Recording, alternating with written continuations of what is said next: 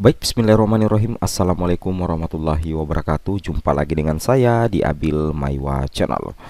Jadi teman-teman, channel ini merupakan channel pendidikan tempat kita berbagi tentang aplikasi pendidikan, Microsoft Office, serta tips dan triks komputer.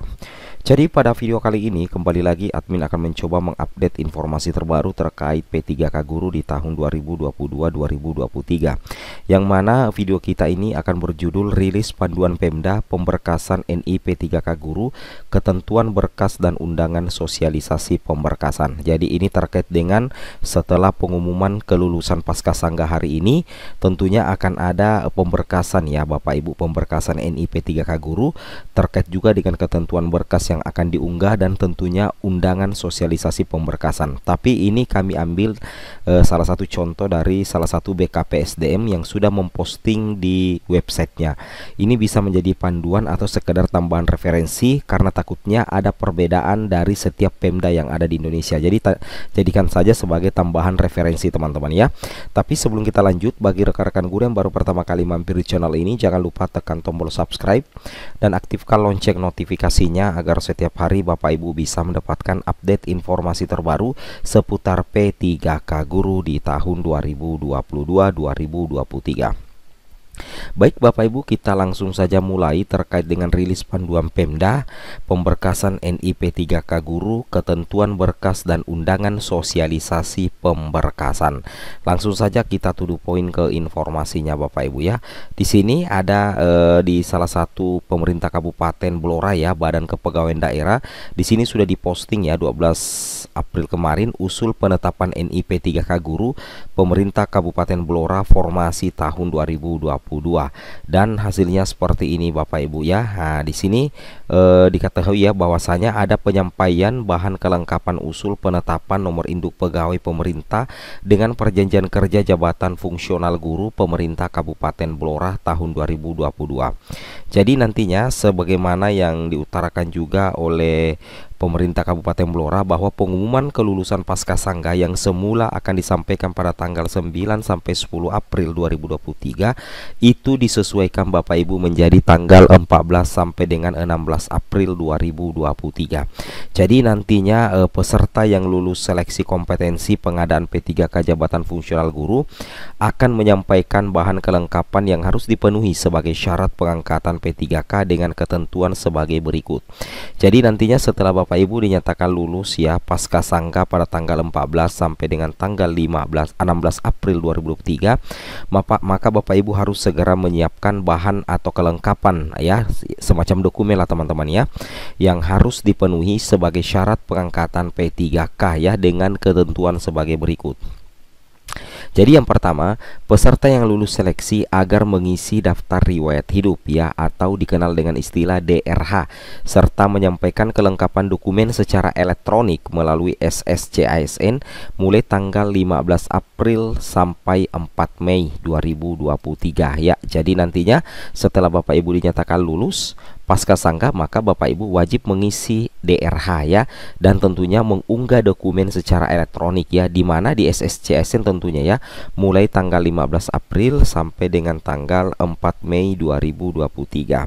Nah, di sini dikatakan juga Bapak Ibu ya bahwa ada kelengkapan dokumen usul penetapan nomor induk P3K yang diunggah upload adalah file asli atau hasil pindai scan asli dokumen peserta yang meliputi. Nah, jadi nantinya pada saat usul penetapan nomor induk P3K itu nantinya akan ada diunggah teman-teman ya. Yang diunggah itu adalah file asli atau hasil scan asli dokumen peserta. Ingat ya, hasil scan asli dokumen peserta, jangan scan yang fotokopiannya teman-teman ya, seperti itu.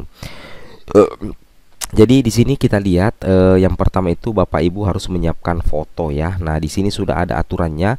Untuk foto ketentuannya itu memakai pakaian formal berupa kemeja warna putih dan khusus yang berhijab kerudung memakai hijab kerudung warna hitam ya, seperti itu ya. Sedangkan kemudian fotonya itu wajib yang terbaru. Pas foto wajib terbaru, kemudian berwarna, adapun latar background warna merah teman-teman ya. Kemudian close up dari kepala sampai bahu, jadi harus kelihatan mulai dari kepala sampai bahu. Kemudian menunjukkan ekspresi yang normal ya, jadi untuk foto juga itu ada aturannya Bapak Ibu ya, termasuk ekspresi yang normal, tidak tersenyum, mulut tertutup dan melihat lurus ke kamera. Wow, ini lengkap ya. Kemudian posisinya itu adalah portrait, rasionya itu adalah 3:4. Jadi ingat ya, pas foto itu diperhatikan juga ekspresinya, jangan tersenyum Bapak Ibu ya, dan mulut tertutup serta melihat lurus ke kamera. Nah, kemudian untuk ijazah atau surat keterangan pengganti ijazah yang digunakan sebagai dasar melamar jabatan. Jadi kalau misalkan kemarin itu ijazahnya hilang, tentunya kan ada surat penggantinya. Nah, itu bisa digunakan sebagai dasar melamar jabatan. Kemudian Bapak Ibu siapkan transkrip nilai atau surat pengganti transkrip akademik yang digunakan sebagai dasar melamar jabatan, yang kemarin dipakai untuk melamar P3K guru, itu nantinya yang akan digunakan kembali, di scan Bapak Ibu ya.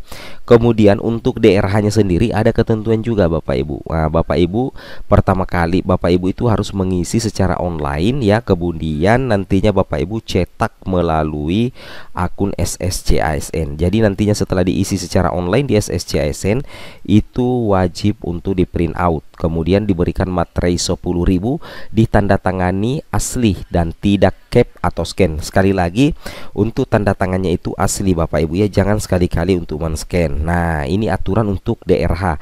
Diisi dulu di SSCSN, kemudian di print, kemudian berikan materai dan ditandatangani asli. Kemudian untuk surat pernyataan yang berisi tentang tindak pidana dengan pidana penjara berdasarkan putusan pengadilan yang sudah mempunyai kekuatan hukum tetap karena melakukan tindak pidana dengan pidana penjara 2 tahun terlebih. Ini adalah surat pernyataan tidak pernah dipidana Bapak Ibu ya. Nah, ini ada aturannya 5 ya, seperti itu. Nah, kemudian di sini ketentuannya itu surat pernyataan diketik. Jadi ingat, surat pernyataan itu diketik sesuai dengan format sebagaimana tercantum dalam lampiran pengumuman ini. Kemudian dibuat pada tanggal 15 April sampai 4 Mei. Jadi penanggalannya itu mulai 15 April Bapak Ibu ya, sampai dengan tanggal 4 Mei 2023. Seperti itu ya. Kemudian bermateri 10.000, kemudian ditandatangani asli, tidak scan. Kemudian surat keterangan catatan kepolisian atau SKCK. Nah, aturannya juga ada, yaitu diterbitkan oleh kepolisian resor sesuai alamat domisili. Nah, jadi ketika Bapak Ibu mengurus SKCK itu mengurusnya di kantor polisi, tetapi tetap berada di alamat domisili. Kemudian masih berlaku sampai dengan tanggal 31 Juli 2023. Ingat ya, untuk aturan SKCK itu untuk masa berlakunya itu berlaku sampai tanggal 31 Juli 2023. Kemudian dalam peruntukannya diisi dengan usul penetapan NIP P3K ya, seperti itu. Kemudian surat keterangan jasmani rohani ya, dengan ketentuan, adapun ketentuannya kalau surat keterangan sehat jasmani yaitu diterbitkan oleh dokter yang berstatus PNS atau dokter yang bekerja pada unit pelayanan kesehatan pemerintah antara lain puskesmas Bapak Ibu ya, kemudian rumah sakit umum dan daerah. Nah, kemudian untuk penanggalannya diterbitkan pada tanggal 15 April sampai dengan 4 Mei 2023. Nah, dalam peruntukannya diisi dengan usul penetapan NIP 3K ya, seperti itu ya.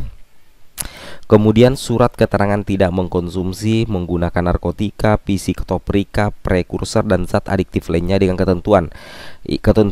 Membuat surat bebas narkoba itu yang pertama ada 3, ditandatangani oleh dokter Bapak Ibu ya, ditandatangani oleh dokter dari unit pelayanan kesehatan pemerintah atau pejabat yang berwenang dari badan lembaga yang diberikan kewenangan untuk pengujian zat narkoba antara lain UPT Laboratorium Kesehatan Rumah Sakit Umum Daerah. Kemudian diterbitkan pada tanggal 15 April sampai dengan 4 Mei 2023 ya. Kemudian dalam peruntukannya diisi dengan usul penetapan NIP 3K, seperti itu Bapak Ibu ya. Nah, jadi intinya logikanya seperti itu. Jadi Bapak Ibu ikuti aturan-aturan dalam penyiapan berkas yang akan diunggah di mana ya, di SSCSN. Nah, ini adalah contoh surat pernyataan ya, tidak pernah dihukum ya, terkena tindak pidana. Ini untuk contoh di Kabupaten Blora. Tapi Bapak Ibu jangan langsung ikuti ini, cari dulu contoh juga di masing-masing BKPSDM-nya atau instansinya. Ini di Kabupaten Blora ini Bapak Ibu ya. Nah, ada materi 10.000-nya juga. Kemudian ini ada petunjuk pengisian ya, tulis nama lengkap dan gelar, tulis kabupaten tempat tanggal lahir, tanggal bulan dan tahun lahir, tulislah agama, nah dan sebagainya seperti itu ya.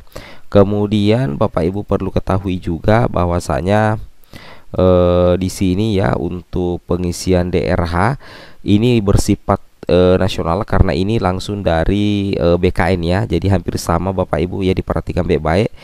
Ada sekitar 10 dokumen yang akan Bapak Ibu unggahkan. Untuk DRH nantinya yang diisi itu ada dua jenis, yaitu daerah perorangan dan daerah riwayat. Keduanya ini harus di print out.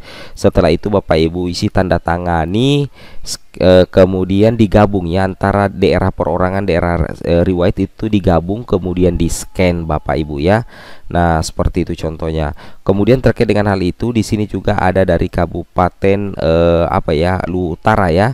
Nah, ini sudah ada hampir sama ya dengan yang di Blora tadi terkait dengan dokumen-dokumen yang akan diunggah. Namun yang saya lihat di sini yang Kabupaten Luwu Utara sudah menampilkan nama-nama guru yang lulus pasca sangga lengkap dengan nilai-nilainya Bapak Ibu ya. Nah, silakan diperhatikan, atau siapa tahu ada dari Bapak Ibu yang dari Luwu Utara, silakan cek namanya di sini apakah Bapak Ibu lulus sangga atau bagaimana.